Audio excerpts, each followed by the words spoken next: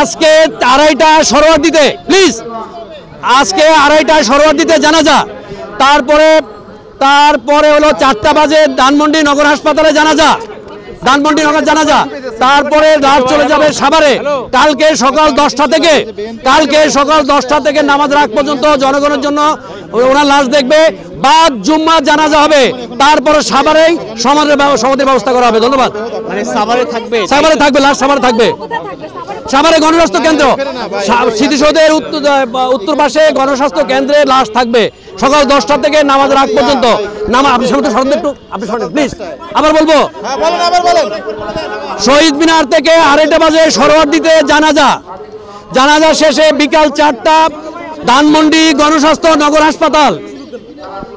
সেখান থেকে লাশ চলে যাবে সাভারে গণস্বাস্থ্য কেন্দ্রে, আর সেখানে লাশ থাকবে সারা রাত্রি।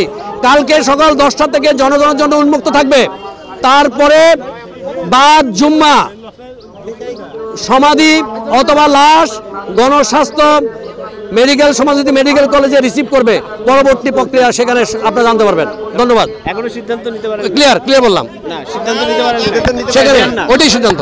কোনটা সিদ্ধান্ত? দেওদান না দাফন? দেওদান মেডিকেল কলেজ। দেওদান। ঠিক আছে, আপনাদেরকে 3বার বলছে ওরা, 4টা ক্যামেরা। প্লিজ আবার বলবো। আচ্ছা আসতেছে। জি, গণস্বাস্থ্য মেডিকেল কলেজ হাসপাতাল, ধানমন্ডি সমাজভিত্তিক মেডিকেল কলেজ, গণস্বাস্থ্য সমাজভিত্তিক মেডিকেল কলেজ।